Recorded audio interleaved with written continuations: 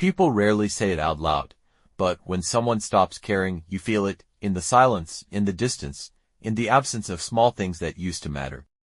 At 40, 50, or 65, you've likely experienced it. A spouse no longer looks you in the eye.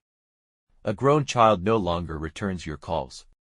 A friend becomes strangely neutral, and no longer seems there.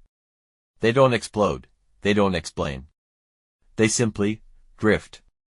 In this video, we explore 5 subtle, but telling behaviors that reveal low emotional investment in you, in the relationship, or even in life. And we'll discover how Stoic philosophy can guide us to face emotional detachment with strength, without bitterness, without begging, and without losing our dignity. Because the Stoic man or woman is not someone who feels nothing, but someone who sees things clearly and refuses to be controlled by what is outside their power. 1. Indifference to your pain. There was a time when your struggles mattered to someone. They noticed the tension in your voice. They asked, they leaned in, they cared. Now, you mention you've been feeling low, that your health isn't quite right. And they respond with a cold, neutral shrug. Oh, that's too bad. And just like that, they change the subject. This is not emotional maturity. This is emotional disengagement. Marcus Aurelius reminds us. You have power over your mind, not outside events. Realize this, and you will find strength. That strength includes the power to observe. To see clearly when empathy has disappeared. When someone no longer leans into your pain, they are no longer invested. They may not hate you. They may not leave you. But they are no longer with you. Emotional indifference is not quiet kindness, it's quiet absence. And in relationships, silence is not always peace. Sometimes, it's the sound of someone who has already let go, inside. 2. Consistent absence in small moments. They're present when they have to be. Holiday dinners, business obligations. The occasional text reply. But they vanish from the small, unspectacular spaces where connection actually lives. No check-in after your doctor's visit. No interest in your little victories. No memory of what you shared last week. No joy in your presence. No disappointment in your absence. They're not angry, they're just uninterested. And it's in these subtle spaces that relationships either thrive or die. Love doesn't live in big declarations, it lives in small attention. And where attention is withdrawn, connection follows. Epictetus said, if someone does not value you, let them go, you are never theirs to keep. That's hard to hear when the person is still technically there. But Stoicism invites us to accept what is, not cling to what was. Because energy goes where interest lives. And where there is no presence, there is no investment. 3. No longer taking things personally. This one is subtle and dangerous. At first, it looks like growth. You say something wrong, they don't flinch. You forget something important, they act like it's nothing. But there's a difference between maturity and apathy. When someone used to care, they reacted. Sometimes too much. But it was proof that they felt. Now, you say, I know I forgot your birthday. They reply, no big deal. But the tone is flat, the connection dead.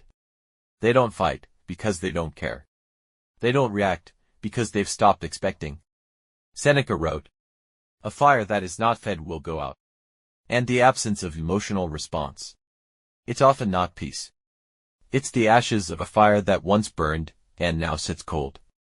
Indifference is not maturity, it's often mourning without tears. It's presence without presence. It's a goodbye that never needed to be said, because it's already been felt. 4. Withholding shared joy. There's something sacred in shared joy. When someone truly cares about you, they light up when you do.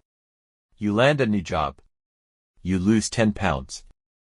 You fix something yourself. You get good news from the doctor. But they don't light up. They barely react. They nod, maybe. Then move on. This is not emotional neutrality. This is emotional detachment. Marcus Aurelius said, when you rise in the morning, think of what a privilege it is to be alive, to think, to enjoy, to love. But those who are no longer invested, they stop sharing in joy. Your joy is not their joy anymore. And without shared joy, what's left? Stoicism teaches us not to depend on others for validation. But it also teaches us to be honest. If joy is never returned, the connection is one-sided. And one-sided relationships, like unbalanced bridges, eventually collapse. 5. Neutrality in your absence. This is the final sign, and perhaps the most painful. Ask yourself, if you disappeared tomorrow, who would notice? If someone close to you wouldn't notice your absence, wouldn't feel a gap, wouldn't even wonder, then they've already withdrawn. Because emotional investment shows up not only in presence, but in absence. When someone misses you, they check in. When someone values you, they notice your silence. When someone cares, they worry when you fall quiet. But when they don't, that tells you all you need to know. Epictetus wrote, "It is not things themselves that disturb us, but our opinions about them." So change the opinion. If someone stops noticing you, that's not always betrayal. It may just be truth. And a painful form of freedom. Now comes the question. What do we do when we see these signs? The Stoic doesn't rage. He doesn't beg. He doesn't panic. Instead, he observes calmly. He lets the truth sit in silence. And then he acts not out of emotion, but out of alignment with virtue. You are not responsible for how others feel about you. But you are fully responsible for what you tolerate, and what you accept into your peace. Step 1. Accept without bitterness. People withdraw for many reasons. Exhaustion, depression, disinterest. None of which are always your fault. The Stoic accepts reality without resistance. You don't need to chase. You don't need to explain. You simply need to observe, and let go of what is already letting go of you. Step 2. Reinvest in what's real. Don't waste years tending to a connection that is already gone. Use that energy to build inner strength, to invest in others who reciprocate.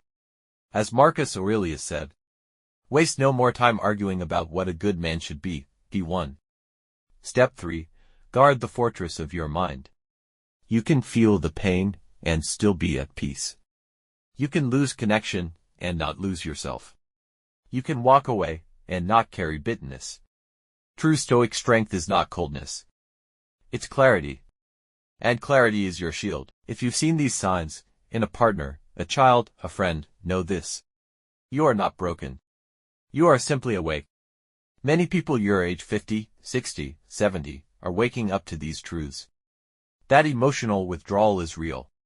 That we don't talk about it. And that it hurts more than we like to admit. Leave a comment if any of this felt real to you. And subscribe if you want more Stoic reflections, not just for the young, but for those of us who've seen the world, and still want to live wisely in it. Thanks for watching. Stay strong, stay clear. And as always, guard your mind. If this video struck a chord, if it reminded you of something true, something real, give it a like. And if you're walking the Stoic path, seeking clarity and strength each day, consider subscribing. I'm here every week, and you're always welcome.